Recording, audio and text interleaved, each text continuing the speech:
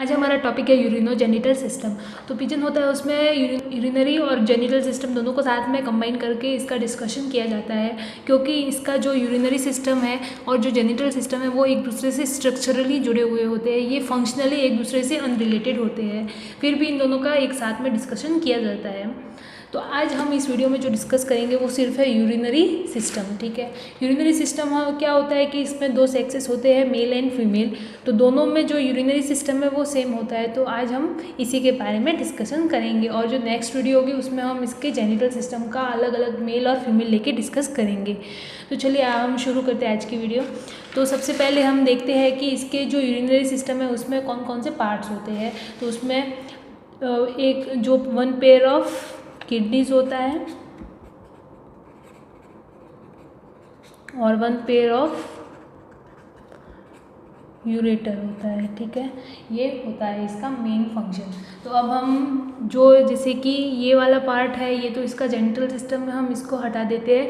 ये इस वाला ये पार्ट है, तो ये सारी ये जैसे कि ये वाली क्या है, इसकी किडनी है और ये इसका यूरेटर है। तो अब हम इस स्ट्रक्चर को लेके आगे डिस्कशन शुरू करेंगे। ठीक है, तो सबसे पहले देखते हैं कि इसकी जो किडनी है वो कहाँ पे है। तो ये किडनी इसकी यहाँ पे है। किडनी कैसी होती है, 3 लोब्ड होती है, 1, 2 एंड 3। तो जो सबसे पहले वाला होता है ये एंटीरियर लोब है, ये मिडिल लोब है और ये पोस्टीरियर लोब है। ठीक है, इसके बाद जो यूरेटर है वो इसके जो मिडिल लोब है वहाँ से निकलते हुए फिर यहाँ पे आता है। ठीक है, तो अब हम इसका जो मेन एक लोब लेके इसका अंदर का स्ट्रक्चर देखते हैं, इंटरनल स्ट्रक्चर देखते हैं। तो चलिए हम शुरू करते हैं। तो इसका इंटरनल स्ट्रक्चर जैसे कि एक लोब ले लिया, जैसे कि इसका एक लोब आ गया। इस लोब के अंदर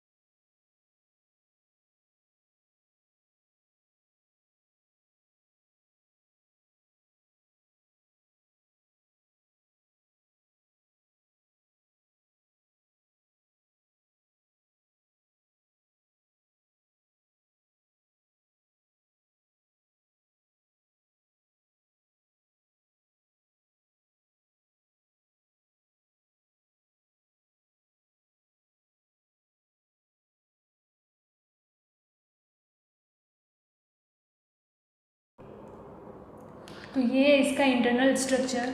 तो जो सबसे बाहर का ये ग्रीन तक, यहाँ से यहाँ तक का जो पोर्शन है इसको कहेंगे कॉर्टेक्स। कॉर्टेक्स आ गया। इसके बाद जो ये अंदर का पूरा पोर्शन है यहाँ तक, ये पूरा है मेडुला। ठीक है, अब इसका इंटरनल स्ट्रक्चर देखते। तो इंटरनल स्ट्रक्चर में क्या होता है कि जैसे कि इसमें जो बहुत सारे यूरिनिफेरस ट्यूब्यूल्स होते हैं,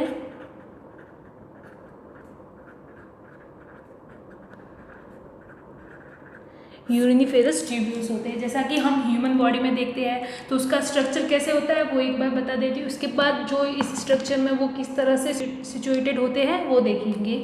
तो चलिए इसका स्ट्रक्चर बना लेते हैं यूरिनिफेरस ट्यूब्यूल का। तो जैसे कि ये आ गया इसका बोमेन संपुट, बोमेन कैप्सूल, ग्लोमेरुलस, और ये यहाँ पे आ गया जैसे कि, और यहाँ से जो फिल्ट्रेट है वो आगे निकलता है। इसके बाद जो स्टार्टिंग का पार्ट है ये लूप यहाँ तक का, इसको कहेंगे प्रॉक्सिमल ट्यूब्यूल। इसके बाद जब ये नीचे आ जाता है तो यहाँ पे एक लूप आता है जहाँ सबसे ज़्यादा वाटर का एब्जॉर्प्शन होता है, जिसे हैनले लूप कहेंगे। हैनले के बाद में जब ये और आगे चला जाता है तो यहाँ पे आ जाते हैं डिस्टल।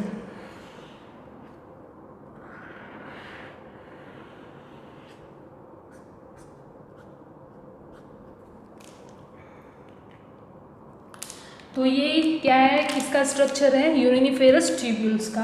तो यूरिनिफेरस ट्यूब्यूल्स में क्या होता है कि जो यहाँ पे सबसे ऊपर है, यहाँ पे है बोमन कैप्सूल और इसके अंदर है ये ग्लोमेरुलस, ठीक है। यहाँ पे क्या आती है, आर्टरीज आती है और जो बाहर निकलती है यहाँ से एक वेन निकलती है, जैसा कि मैंने पहले वीडियो में बताया था सर्कुलेटरी सिस्टम में। तो वहाँ पे क्या होता है, फीमोरल वेन होती है। तो यहाँ से जो CO2 वाला ब्लड है वो फीमोरल वेन के थ्रू, मैं यहाँ पे लिख देती हूँ, फीमोरल वेन के थ्रू कहाँ पे खुलता है, ये आगे बढ़ता रहता है, वेन्स में जाता रहता है।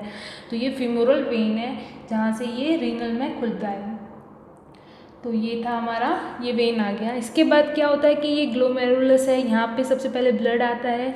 तो ब्लड का पहले फिल्ट्रेशन हो जाता है, फिल्ट्रेशन के बाद में जो वेस्ट मटेरियल है और वाटर है वो यहाँ पे फिल्ट्रेट नीचे आता है, ठीक है। नीचे आने के बाद क्या होता है कि ये जो प्रॉक्सिमल है, मैं यहाँ पे लिख देती हूँ, प्रॉक्सिमल ट्यूब्यूल। तो यहाँ पर भी वाटर का एब्जॉर्प्शन हो जाता है। इसके बाद सबसे ज़्यादा वाटर का एब्जॉर्प्शन कहाँ पे होता है, इस हेनले लूप में। ये पूरा ब्लैक क्या है, हेनले लूप में। यहाँ पे इसका भी नाम लिख देती हूँ, हेनले लूप, ठीक है। हेनले लूप के बाद में अब कहाँ पे आ जाते हैं, ये डिस्टल ट्यूब्यूल में।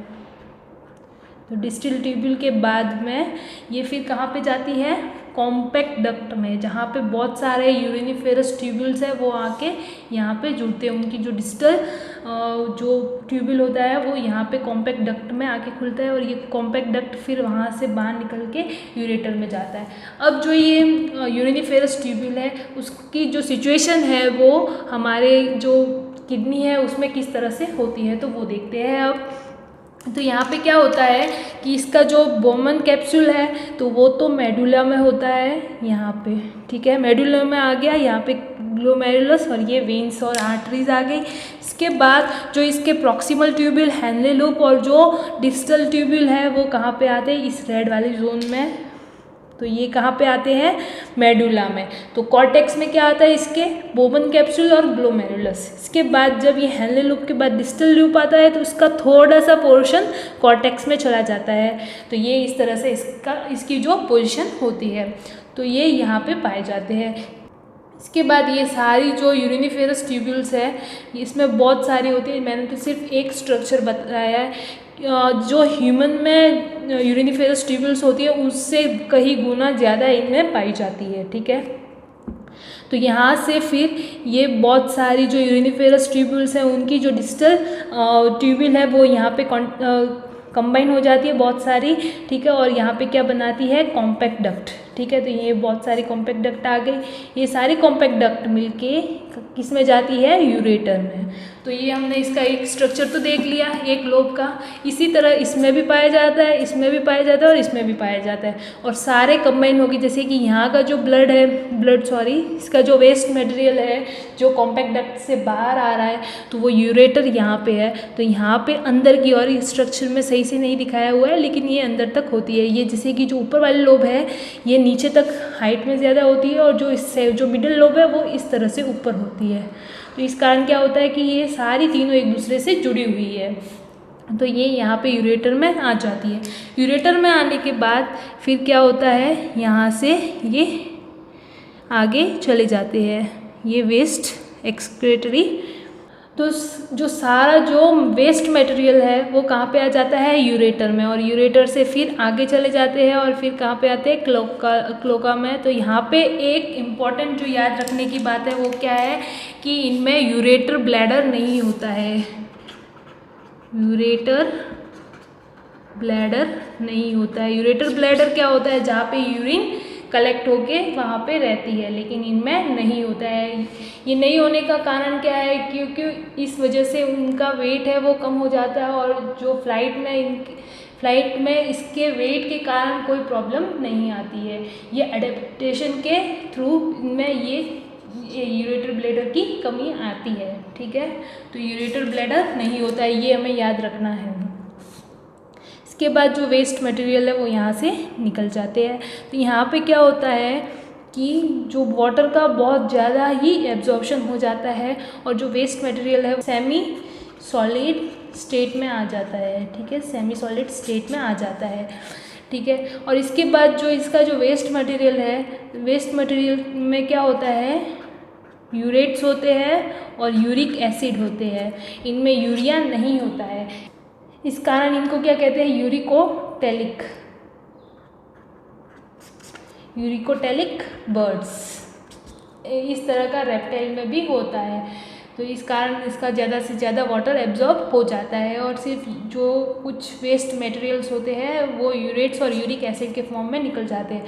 और इनमें वाटर की भी बहुत ज़्यादा आवश्यकता इसलिए नहीं होती है क्योंकि ये पानी में नहीं घुलते हैं, ये डिज़ोल्व नहीं होते, इस कारण इनमें जो वाटर है वो बहुत कम एक्सक्रेट होता है, ठीक है। तो ये था हमारा यूरिनरी सिस्टम ऑफ पिजन। यहाँ पे एक और स्ट्रक्चर है कि यहाँ पे जो फर्स्ट एंटीरियर लोब है इसके ऊपर एक एड्रिनल ग्लैंड होती है, ये डक्टलेस ग्लैंड होती है और ये छोटी होती है, ये स्ट्रिक लाइक स्ट्रक्चर बाहर की ओर निकला हुआ होता है। तो जो ये यूरिनरी सिस्टम मैंने अभी दिखाया है ये फीमेल में भी ऐसा ही होता है और फीमेल में भी ऐसा ही होता है। So thank you for watching.